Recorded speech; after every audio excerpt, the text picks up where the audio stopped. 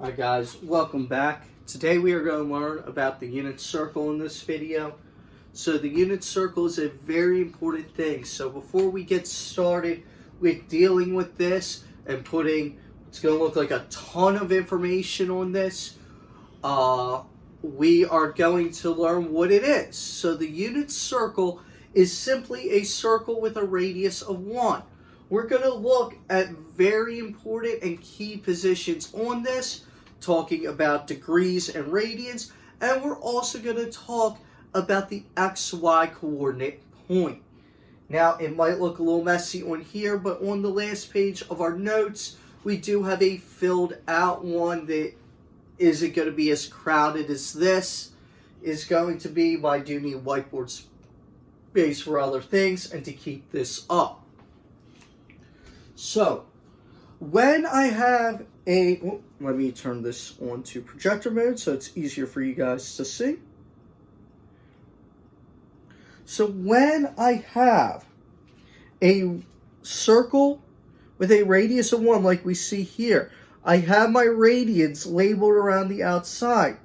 As this point B moves around, the XY coordinates change. We are curious about how those XY coordinates change. We are going to establish patterns for how they change and actually take a look at this. Now, we are going to use exact values, not the decimal approximations you see here, because some of them are not very nice, but this graphical representation of the unit circle will be posted as a link as well. So, that brings us to the idea of sine and cosine and things like that. Those are considered what we call periodic functions. A periodic function is something that starts repeating itself. As you notice, as that went around, all of a sudden it got back to the beginning of the circle and then the values restarted where they were. That means the function's periodic. As it keeps going around, it keeps following the same pattern and all that. The period is the amount of time it takes a function to get through one full cycle.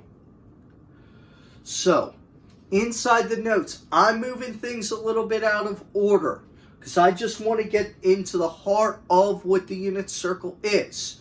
You can read through the notes and see a little more building in there, but since I don't want to take forever on this video, I'm just going to start digging right into the unit circle. So, with the unit circle, we are going to start with degrees and radians. So here this is 0 degrees and 0 radians. Now if I go a quarter of the way, that'd be 90 degrees. And this is also pi over 2 radians. This will be 180 degrees over here. And pi radians. Let me write that down here so we can distinguish their two separate things we're stating. So over here, this would be 270 degrees. And this would be pi, or sorry, not pi, 3 pi over 2 radians. And finally, when we get back to a full 360, that relates to pi over 2. Now, good thing I had a case on that. So, what I am going to do now is get some of the easier ones. So, this is going to be 30, 45, 60, 120, 135. All these are degrees. 150 degrees. So I'm just going around getting my important angles in degrees. This is 210 degrees. Add 45 to 180, you get 225 degrees. Down here we'll get 240 degrees. Then as we continue here, 300 degrees, 315 degrees, and we will finally end up here at 330 before we get to our 360. So those are our degrees. Now I'm going to show you how we can get the radians from the degrees somewhat easily. So right away, I'm going to say, hey, 30 and 60 are related to each other. 3 and 6 are going to relate to each other then. However, it's backwards. Because 1/6 is smaller than 1/3. Pi over 6 is going to match up with the 30. Which means this is going to be pi over 3. And this is pi over 4. So I counted down, no denominator, 6, 4, 3, 2. Basically counted down my denominators there. Now over here for these right now are across from each other, the 120 and the 60. So this has to have the same denominator as that. So this will be, again, over 3. But now since I'm more than halfway, I'm almost to pi. I'm a third of the way away from pi. So that means it's 2/3 pi. So I took the denominator here and subtracted 1. Over here, this is across from 45. So that has a denominator of 4. Again, 1 less than the denominator is 3. So in this whole area, this one will be 5 pi over 6. In this quadrant, in the second quadrant, we get that our denominators, talked about the numerators. Our numerators are 1 less than the denominators. Our denominators line up with what they were across from. Now I'm going to move downwards to the third quadrant. Since I'm moving down, I want to look going in a downward direction. And be like, oh, 150 and 120 are across from each other, so they both need a denominator of 6. So here with this was 1 less than the denominator. This quadrant's going to be 1 more than the denominator. So that's 7 pi over 6.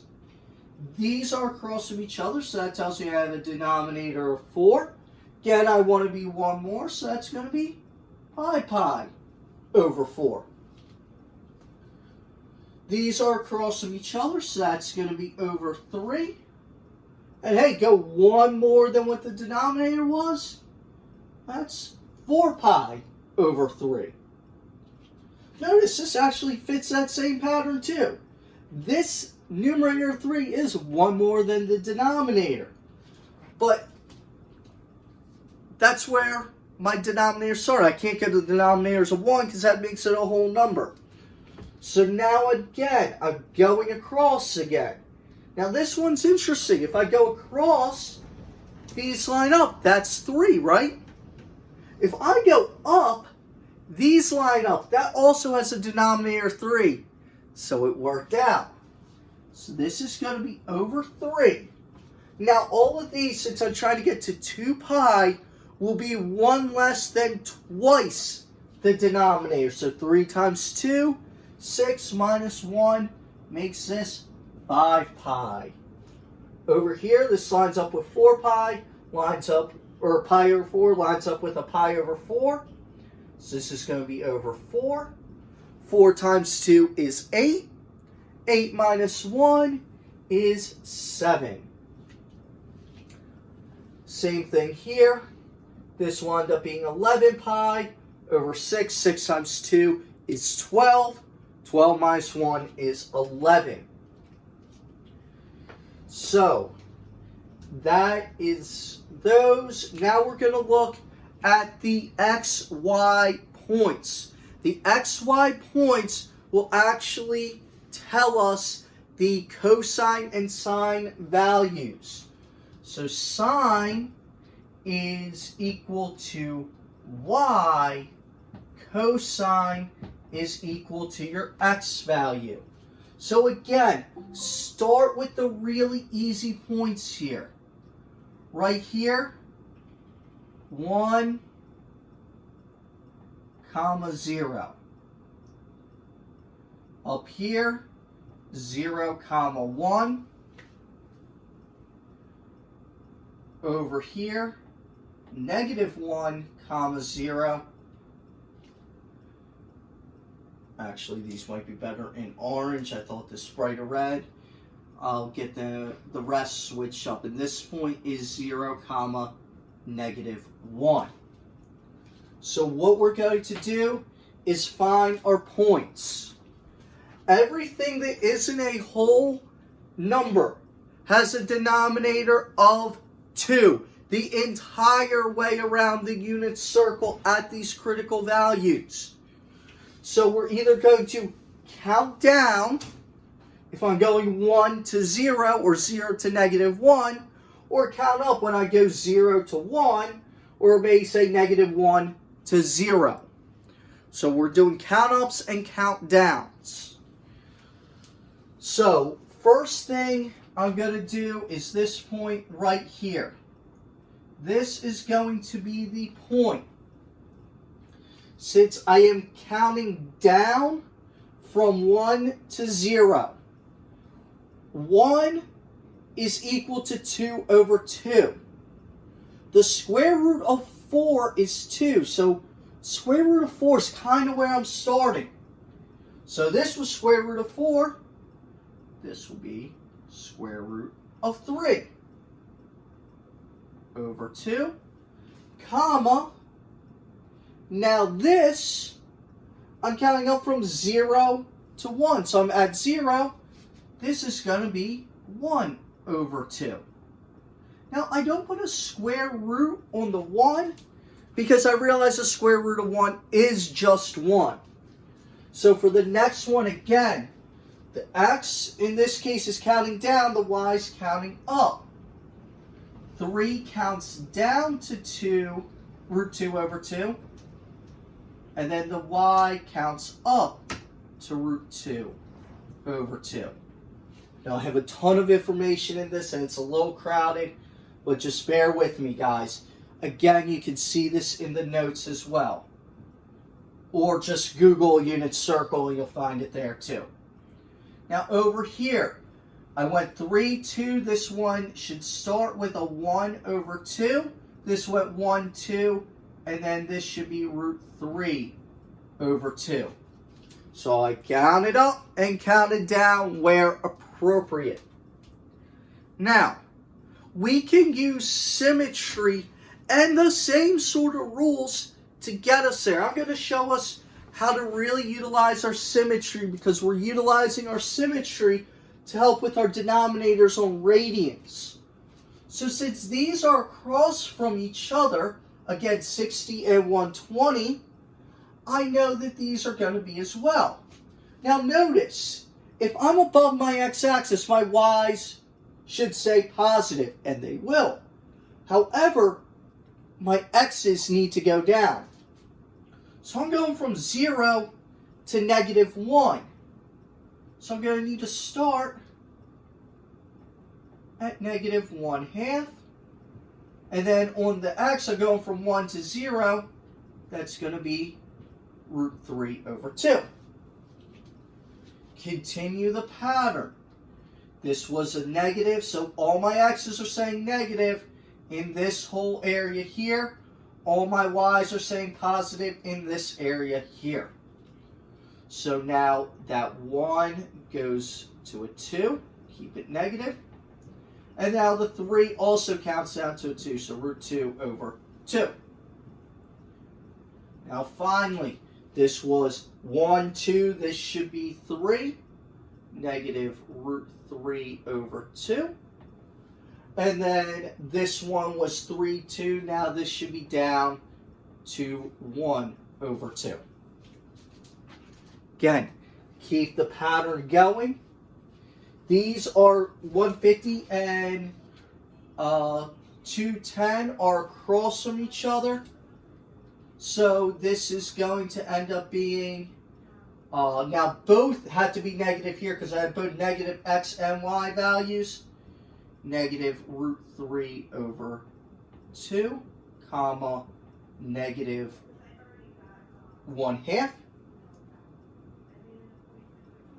Over here, this is going to be negative root 2 over 2, comma, negative root 2 over 2. Again, 3 counts down to 2, 1 counts up to 2. This one 3, 2. Now this here needs to count down to negative 1/2. This went 1, 2. Now I want to count up to root 3 over 2. So going to finish up the last quadrant. Going to speed it up just a little bit. So I know this is getting a little long explaining all this, but same idea. Now my x's are positive here. My y's are still negative though. So this one is negative 1/2, comma, positive 1/2, comma, root 3 over 2.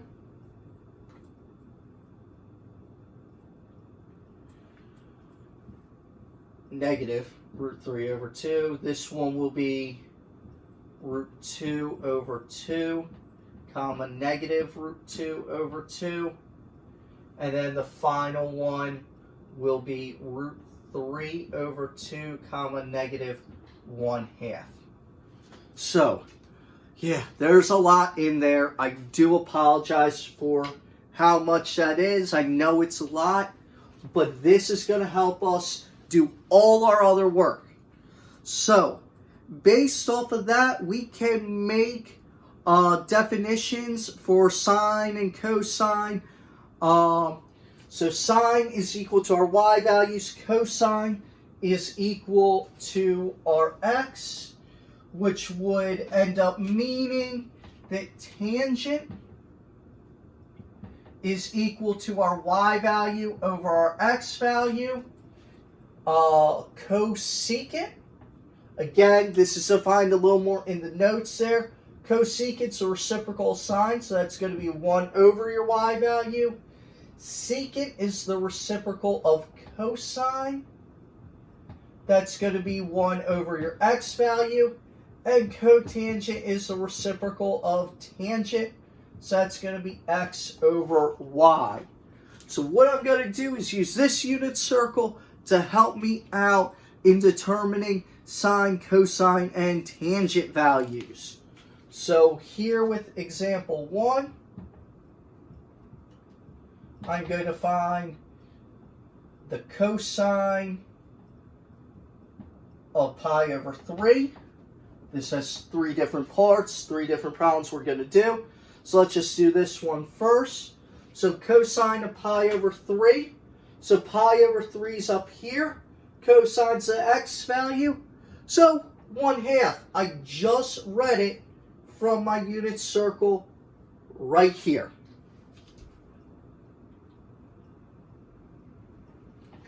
Okay, so that's the first example they wanted us to do. The second example we're going to do is a tangent.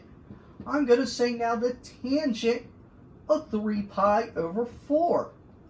Well, I know my x, start with the y because it's y over x. I know my y value is root 2 over 2 divided by, now I'm going to look for my x value, negative root 2 over 2.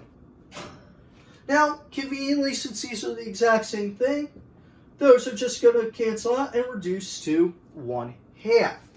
Again, pulled those from right there. The final one they want us to do is the cosecant of 7 pi over 6.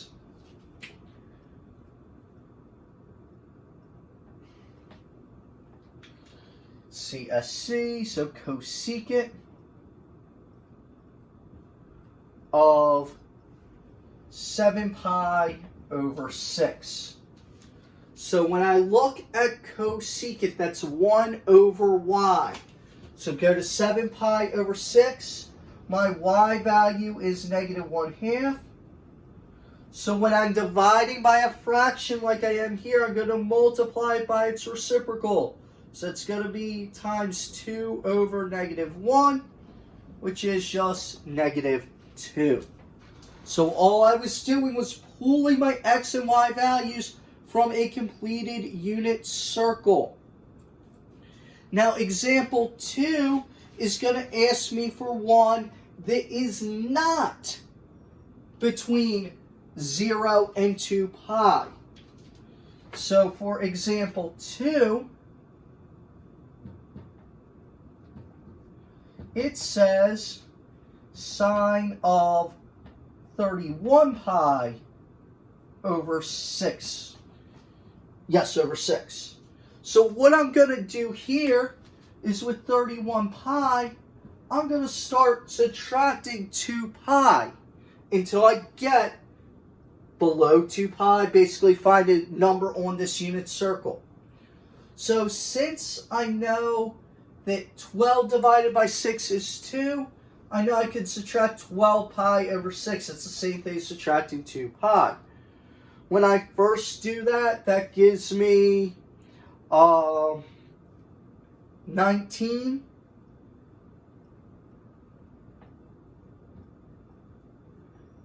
pi over 6. Still not on there, so let's do 19 pi over 6. Again, minus 12 pi over 6. That gives me 7 pi over 6. So it's 7 pi over 6. I'm looking here on the unit circle. Since it's a sine value, I need the y value. The y value here is negative 1/2. So this just equals sine of 31 pi over 6 is just negative 1/2.